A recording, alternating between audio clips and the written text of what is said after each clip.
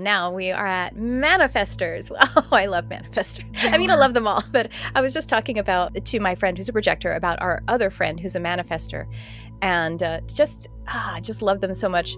I'm actually gonna lead. One of the things that I love about them is they partner so hard with the universe that when something doesn't go right, or they're perceiving that they're stopped in their creative flow, that they can, God bless, I don't mean this to be rude, but they almost can have like a manifestor fit because they feel betrayed by the universe, and they're like, let me tell you, never again. But it's just because all that energy, that creative energy needs to, move because they got stopped in their flow. But it's so awesome. I've seen it with a few manifestors, and one of them who is so sweet. It's like the sweetest little fit ever because she's so kind and generous, like really trying to take care of herself. But I'm like, honey, I know that's just today. You're gonna be fine. It's like my sister.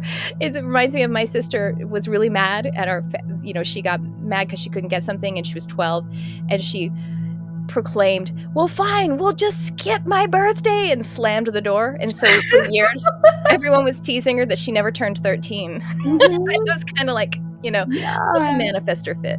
Anyway, go ahead. I'm going to let you go. What do you love about manifestors? I know so well about manifestors fits because one of my best friends, her son is a manifestor, and he knows exactly what he wants. He does not need any parents. He does not need anything, and he just thinks that he is ruler of the world, and he will throw his little manifestor fits. And it's like, it's challenging to parent one because they just so feel like they don't need anything, right? And so it's this really beautiful guiding that comes in. But something that I've seen that I really love about manifestors is there just seems to always be this clicking point for them where they used to play in this, because a lot of manifestors, they know this power, they know this ability that comes through them, and they've seen how people have reacted to that, right? They've seen that, people think I'm too much. People feel my power, and they're like, they back away. And so what happens is a lot of manifestors play really small, and they project smallness through their aura.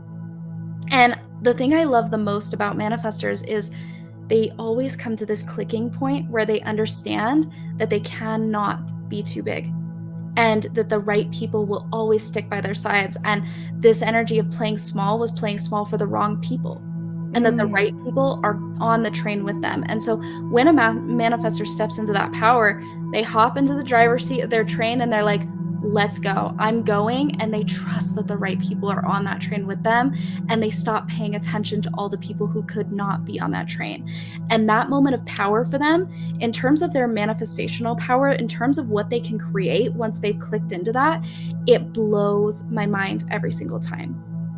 Yes, they are so powerful. And well, manifesting generators have the being too big for being too much problem as well. And that has a lot to do with also having the great powerful energy. Do you have the 3420 channel by any chance? I do.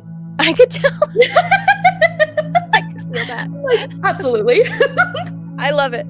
It's like such an extra quality, you know what I mean? Like, not just having the throat to a motor, to going to the sacral indirectly, but going that way is like anyway, back to manifestors.